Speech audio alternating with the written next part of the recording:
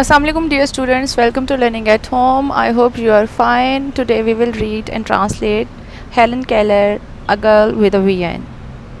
Before starting the video, if you haven't subscribed this channel, please do subscribe and like this video and share with your friends. Hellen Adams Keller was born on June 27, 1880 in Tuscumbia, Alabama. Hellen Adam Keller 23 जून 1880 को Alabama के शहर टुस्कम्बिया में पैदा हुई. When she was 19 months old, she got very sick. जब आप 19 महीने की थी तो आप बहुत बीमार हो गई. The disease left her unable to see or hear. इस बीमारी की वजह से आप सुनने और देखने की समाज से महरूम हो गई. Her parents remained optimistic and took her to the famous inventor Alexander Graham Bell, who helped her find a good teacher. उनके वालिदैन पुरुमीद थे, इसलिए वो आपको एक मशहूर मुजद अलेक्जेंडर ग्राहम बेल के पास लेके गए, जिन्होंने आपके लिए एक बेहतरीन उस्ताद ढूंढने में मदद की. इन्वेंटर, मुजद, ऑप्टिमिस्टिक, पुरुमीद. When Helen was 6, she got a teacher named Annie Sullivan. जब हेलन की उम्र 6 साल हुई तो आपको एक उस्ताद एनी सुलिवान मिली. Sullivan used Helen's sense of touch to teach her. Sullivan ने हेलन की छूने की हिस्स को इस्तेमाल करते हुए आपको सिखाना शुरू किया. सेंस ऑफ टच, छूने की हिस्स. She handed Helen a doll and traced the letters of the word doll on the palm of Helen's hand. Sullivan ने हेलन को एक गुड़िया पकड़ाई और उसके हाथ के ऊपर जो वर्ड डॉल है उसके स्पेलिंग को ट्रेस करना शुरू किया या उनका खाका बनाना शुरू किया. ट्रेस्ड, खाका बनाना. पाम, हथेली. With Sullivan's help, Helen made rapid progress. Sullivan की मदद की वजह से हेलन ने बहुत तेज़ी से तरक्की की. Rapid, तेज़, progress, तरक्की. Soon she could read sentences by feeling raised words on cardboard. और बहुत जल्द वो इस काबिल हो गई कि वो गत्ते के ऊपर उभरे हुए अल्फाज को महसूस करके कोई भी जुमला पढ़ सकती थी. Raised, उभरे हुए, cardboard, गत्ता. She went to a school for the deaf in Boston. Boston में आप एक बहरे बच्चों के स्कूल में गईं. डेफ, बहरा.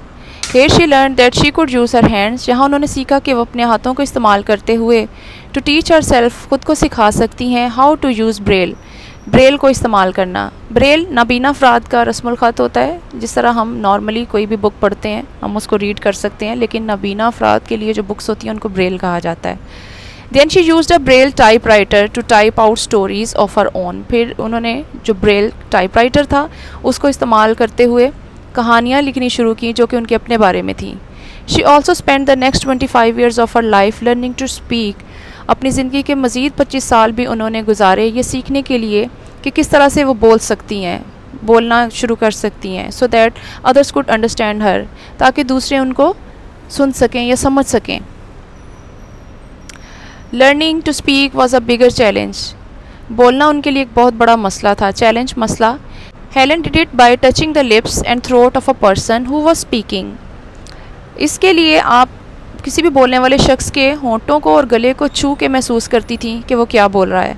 She was able to feel the way the lips moved. वो होंठों की हरकत से महसूस कर लेती थी कि कोई शख्स क्या बात कर रहा है. And the throat vibrated. और गले के इरताश से, vibrate, इरताश. At the same time, someone spelled out the words that were being spoken. और उसी लहजे में जिस तरह से कोई बात कर रहा होता था वो इस चीज़ को समझ लेती थी कि वो क्या बात कर रहा है या कौन से अल्फाज को बोल रहा है. Keller was very bright. Keller बहुत ज़हीन थी. She graduated from Radcliffe College in 1904. 1904 में आपने रेडक्लिफ कॉलेज से अपनी कॉलेज की तालीम हासिल की. Then she wrote magazine articles that told people about blindness. फिर उन्होंने कुछ रसाले और मज़ामीन भी लिखे जिनकी वजह से लोग नाबीनापन के बारे में जान पाते. She also wrote several books about her life. उन्होंने अपनी ज़िंदगी के बारे में भी मुतअद्दिद किताबें लिखीं. इन 1913 केलर बिगैन लेक्चरिंग. 1913 में केलर ने ख़िताब करना शुरू किया with the aid of an interpreter. एक मुतरजम की मदद से. लेक्चरिंग, ख़िताब करना, एड, मदद, इंटरप्रेटर, मुतरजम यानी तर्जुमा करने वाला. World wide on the needs of the blind. पूरी दुनिया में आपने ख़िताब करना शुरू किया नाबीना अफराद की मदद के लिए. She spoke primarily on behalf of the foundation for the blind. बुनियादी तौर पर वो नाबीना अफराद के इदारे की तरफ से बात करती थी for which she raise funds, और उस इदारे के लिए वो फ़ंड भी जमा करती थी। इन 1920 केलर स्टार्टेड हर कैंपेन। 1920 में केलर ने अपनी एक मुहिम का आगाज़ किया टू ब्रिंग इम्प्रूवमेंट, बेहतरी लाने के लिए, in the life of the deaf and blind, बहरे और नाबीना अफराद की ज़िंदगी के बेहतरी के लिए। She also prompted the organisation, इसके अलावा आपने एक तंजीम तैयार की ऑफ कमीशन, मुआवजे की, फॉर द ब्लाइंड, नाबीना अफराद के लिए, इन 30 US स्टेट्स बाय 1937, 1937 तक तकरीबन अमेरिका के 30 रियासतों में। बिसाइड्स गिविंग लेक्चर्स, खिताब करने के अलावा, Keller was a prolific writer, Keller एक अनमोल लिखारी थी, प्रोलिफिक अनमोल राइटर लिखारी ड्यूरिंग हर लाइफ टाइम, अपनी पूरी ज़िंदगी में। Her books include the story of my life, उनकी किताबों के नाम हैं the story of my life and optimism, the world I live in 1908, ये साथ में उन्होंने वो ईयर्स मेंशन किए हैं जिनमें ये बुक्स लिखी गई। Out of the dark 1913, midstream, my later life 1929, Helen Keller's journal 1938 and let us have faith 1940। Keller died in Westport, Connecticut on June 1, 1968। Keller ने वफात पाई 1 जून 1968 को वेस्टपोर्ट, कनेक्टिकट में। Although her own life was one of silence, बेशक उनकी अपनी ज़िंदगी एक खामोश ज़िंदगी थी, एंड डार्कनेस और अंधेरे में, क्योंकि ना वो बोल सकती थी और ना देख सकती थी। Helen Keller was courageous, Helen Keller एक बहादुर खातून थी, एंड डिटरमिन इनफ, और बहुत ज़्यादा पुरज़म थी, to bring light to others, दूसरों की ज़िंदगी को रोशन करने के लिए, बाय इनकरेजिंग दैम, उनकी हौसला अफजाई करके, टू नेवर गिव अप, और कभी हार ना मानने का दर्स दे के।